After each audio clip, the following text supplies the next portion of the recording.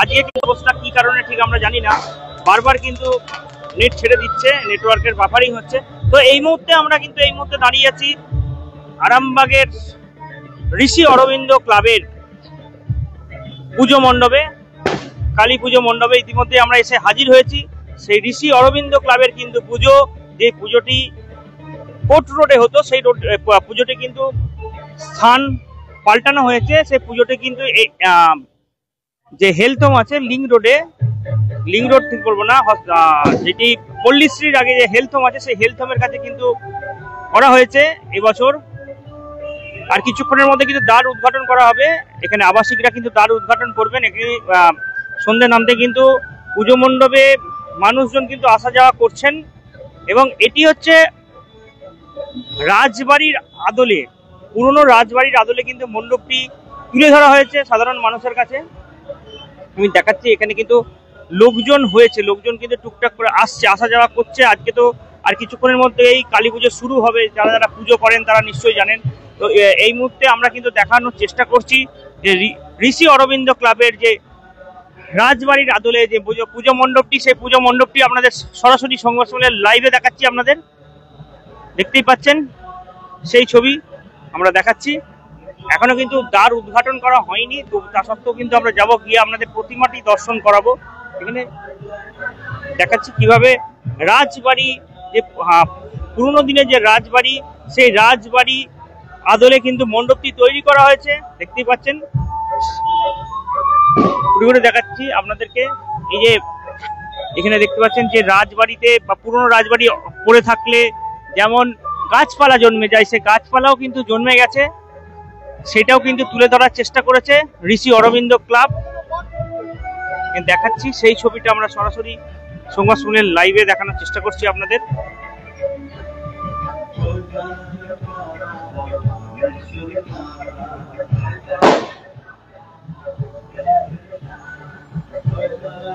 মণ্ডপের কিন্তু কাজগুলি সবকটি কিন্তু সোলার কাজ করা হয়েছে। এখানে সোলার কাজ করা হয়েছে, মণ্ডপের সোলার কাজ করা হয়েছে।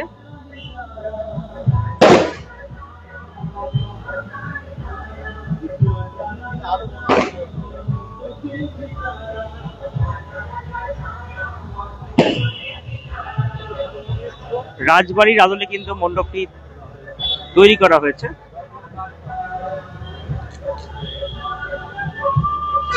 মণ্ডপের ভিতরটি কিন্তু আমরা দেখাবো কিভাবে করা হয়েছে।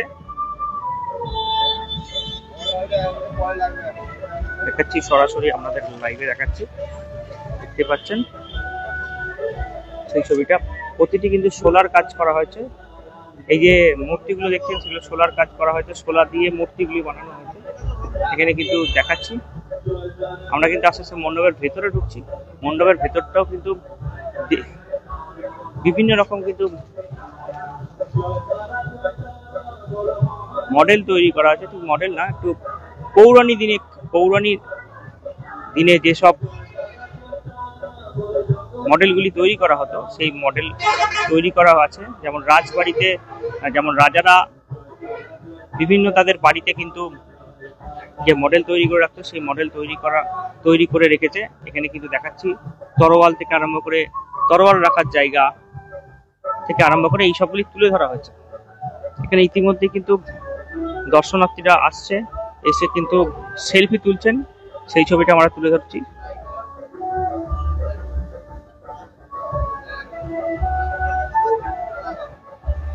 ওপরটি দেখাচ্ছি আপনাদের মণ্ডপের ভেতরের কারুকার্যটা আমরা তুলে ধরার চেষ্টা করছি।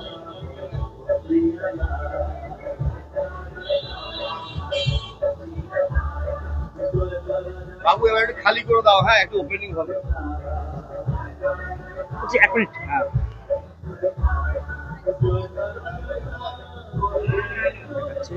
কিন্তু দ্বার উদ্ঘাটন করা হবে, আবাসিক ক্ষেত্রে কিন্তু দ্বার উদ্ঘাটন করা হবে।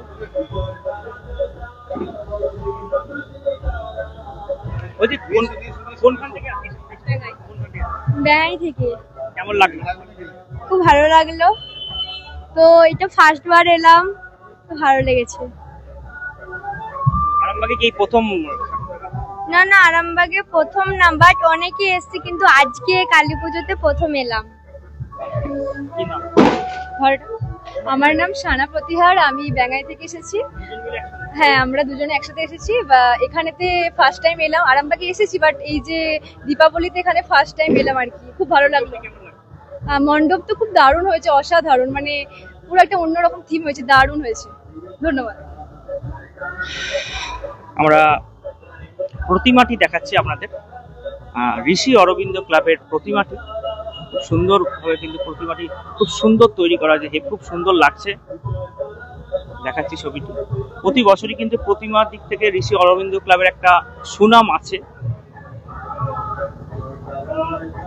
এবছর তারা কিন্তু স্টুডেন্ট হেলথ হোমের কাছে কিন্তু থিমের ব্যান্ড পুজো করছেন। অবশ্যই সকলে আসবেন, সরাসরি এসে দেখবেন, উপভোগ করবেন মণ্ডপটি। এবছর কিন্তু ঋষি অরবিন্দ ক্লাব থিমের মণ্ডপ করেছে সকলকে উপহার দেওয়ার জন্য। আমরা সরাসরি সংবাদ সম্মেলনে লাইভে দেখাচ্ছি সেই ছবি। আর কিছুক্ষণের মধ্যে কিন্তু দ্বার উদ্ঘাটন করা হবে। আবাসিকরা কিন্তু ইতিমধ্যেই এখানে এসে হাজির হয়েছেন। বৃদ্ধাশ্রমে যারা আবাসিকরা আছেন তারা কিন্তু দ্বার উদ্ঘাটন করবেন। আর কিছুক্ষণের মধ্যে সেই ছবি আমরা সরাসরি সংবাদ সম্মেলনে লাইভে দেখাবো। এখানে কিন্তু অনেক দর্শনার্থীরাও কিন্তু এসে উপস্থিত হয়েছেন। আবাসিকরা কিন্তু ইতিমধ্যে দ্বার উদ্ঘাটন করার জন্য এসেছেন এবং এখানে ডাক্তার সুব্রত কুণ্ডু উপস্থিত আছেন। হুগলি জেলা পরিষদের সহসভাধিপতি কৃষ্ণচন্দ্র সাঁতরাও কিন্তু উপস্থিত হয়েছেন। আমরা কিন্তু সরাসরি সংবাদ সম্মেলনে লাইভে দেখাবো সেই ছবিটা।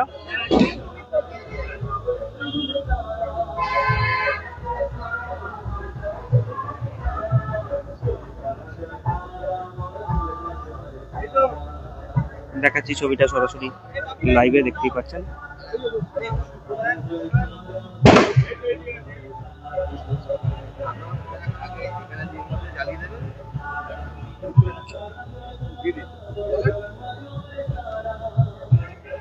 ঋষি অরবিন্দ ক্লাবের ঋষি অরবিন্দর প্রতিকৃতিতে কিন্তু মাল্যদান করা হচ্ছে।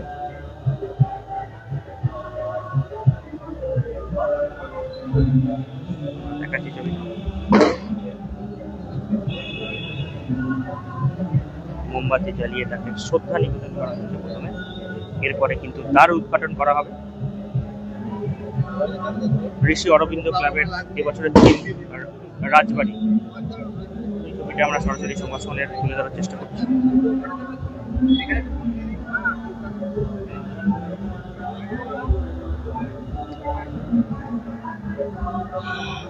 আর কিছুক্ষণের মধ্যেই হবে, সেই ছবিটাই আমরা তুলে ধরবো। আমরা আরো একবার প্রতিমা দর্শনের দিকে যাই, একটু দেরি আছে। প্রতিমা দর্শন করাচ্ছি আরো একবার আপনাদের। আমরা পুজো মণ্ডপের পুজোর যে অরবিন্দ ক্লাবের যারা দায়িত্বে আছেন তাদের সঙ্গে তো অবশ্যই কথা বলবো, বিস্তারিত জানবো। তার আগে কিন্তু এই মুহূর্তে দ্বার উদ্ঘাটন, ঋষি অরবিন্দ ক্লাবের দ্বার উদ্ঘাটন করা চলছে।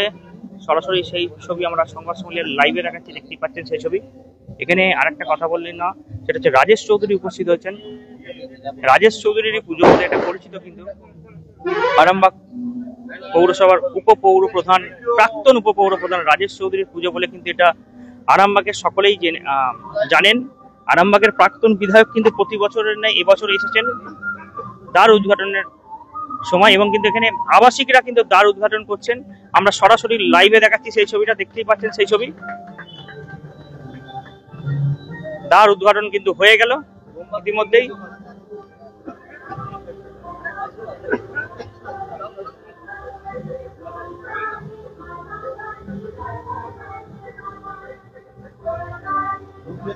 এরপর প্রদীপ প্রজ্বলনের মাধ্যমে কিন্তু প্রদীপ প্রজ্বলন করা চলবে।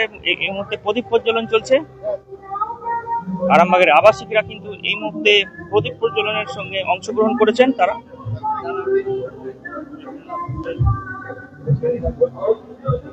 সকলকে জানাই শুভ দীপাবলির প্রীতি শুভেচ্ছা ও ভালোবাসার সংবাদ সম্মেলনের পক্ষ থেকে। দ্বার উদ্ঘাটন কিন্তু চলছে ইতিমধ্যেই, সেই ছবিটা আমরা দেখাচ্ছি সরাসরি লাইভে, দেখতেই পাচ্ছেন। মানুষজন কিন্তু সন্ধ্যে নামতেই কিন্তু মানুষজন মণ্ডপে মণ্ডপে ভিড় করতে শুরু করেছেন। দেখাচ্ছি সেই ছবিটা। মানুষজন কিন্তু ইতিমধ্যেই এসেছেন এখানে, তো প্রতিমা দর্শন করছেন সকলেই, কেউ সেলফি তুলছেন, কেউ প্রতিমা দর্শন করছেন।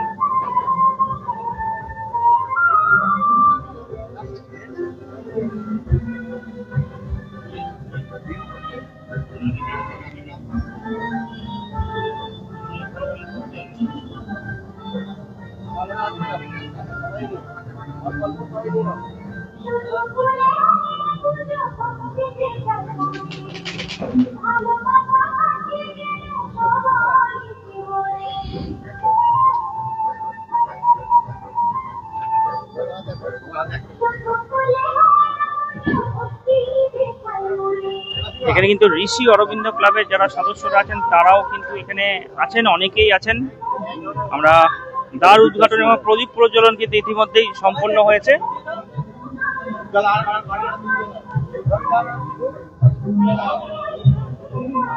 বাইরেটাও কিন্তু ভিড় আছে এবং যেহেতু দ্বার উদ্ঘাটন হয়েছে সেই কারণে কিন্তু অনেকে বাইরে দাঁড়িয়ে আছে। আমরা দেখাচ্ছি সেই ছবিটাও, সরাসরি লাইভে দেখতেই পাচ্ছেন সেই ছবি সরাসরি।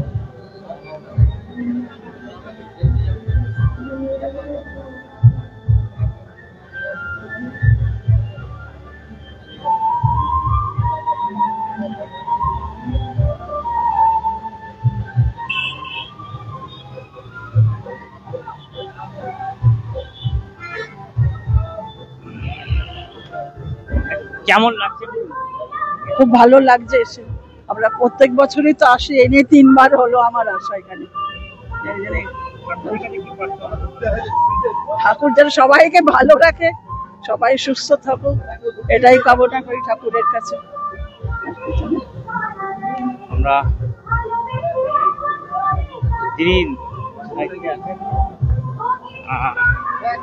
আমরা তো কথা বলবো, আমরা কৃষ্ণচন্দ্র সারদার সঙ্গে আরো একবার কথা বলবো। বলছি, যেটা দেখা যাচ্ছে প্রতিটি পুজো মণ্ডপের আপনার দায়িত্ব পড়েছে আমি দেখতে পাচ্ছি, সেটা হচ্ছে দ্বার উদ্ঘাটন। প্রতিটি পুজো মণ্ডপ ঘুরে কেমন লাগছে আজকের দিনে? খুবই ভালো লাগছে। উৎসব মানে একটা তো আনন্দের দিন, এটা ভালো লাগছে। ঋষি অরবিন্দ ক্লাবের পক্ষ থেকে, যেসব বৃদ্ধাশ্রম থেকে যে সমস্ত পিতৃতুল্য মাতৃতুল্য যারা আছেন তাদেরকে দিয়ে আজকে দ্বার উদ্ঘাটন হলো, মাতৃযাত্রার শুভ সূচনা হলো। এর জন্য আমরা খুবই ক্লাবের সদস্য অভিনন্দন জানাবো। যারা আজকে উদ্বোধন করলে ওনাদের সুস্বাস্থ্য দীর্ঘায়ু কামনা করি, এবং এই ক্লাবের যারা সব কর্তৃত্ব আছে প্রত্যেককে আমি অভিনন্দন ধন্যবাদ জানাই। আপনারাও ভালো থাকুন, সুস্থ থাকুন। আজ শুভ দীপাবলি, মাতৃ আরাধনা। সারা পশ্চিমবাংলা ভারতবর্ষে জুড়ে আজকের এই উৎসবের আনন্দ চলছে। আমরা যেন ভাতৃত্বের সম্পর্ক নিয়ে উৎসব আনন্দ উপভোগ করতে পারি, সেই বার্তা সকলের কাছে রাখলাম। মায়ের চরণে একটাই প্রার্থনা, মা যেন সকলকে সুখে রাখে, শান্তিতে রাখে, এইটাই মায়ের কাছে আমাদের প্রার্থনা। আপনারাও যারা সাংবাদিক, আপনারা ভালো থাকুন, সুস্থ থাকুন। আগামী যে ছট পূজা, জগদ্ধাত্রীর পূজা উৎসব হবে, সেই উৎসবও যেন আমরা ভাতৃত্বের সম্পর্ক নিয়ে জাতি ধর্ম বর্ণ নির্বিশেষে আমরা উৎসবের আনন্দ পালন করতে পারি। সাথে সাথে আমরা যেন এটাও ভাবি যে আমার আনন্দ যেন অন্যের নিরানন্দে পরিণত না হয়, সেই দিকে লক্ষ্য রেখে অবশ্যই আমরা আমাদের উৎসব আনন্দ উপভোগ করবো।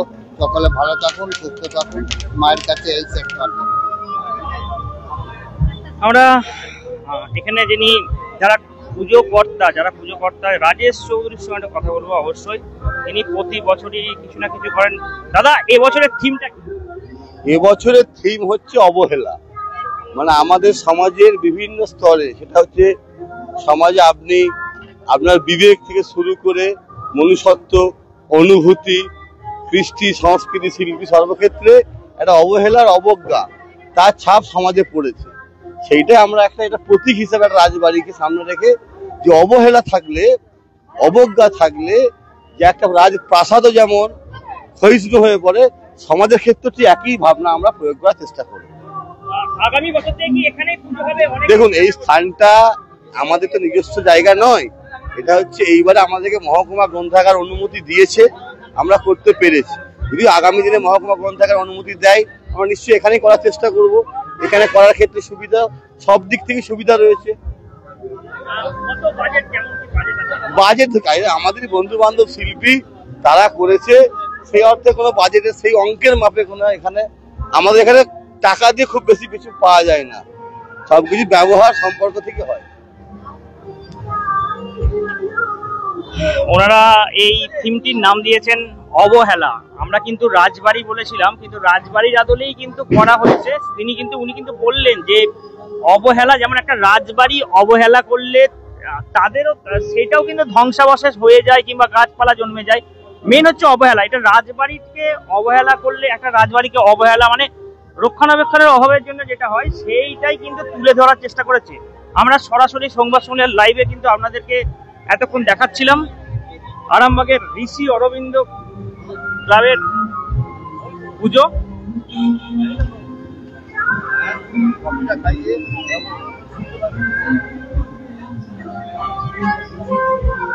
আস্তে আস্তে কিন্তু মানুষজন আসছেন পুজো মণ্ডপে প্রতিমা দর্শন করতে।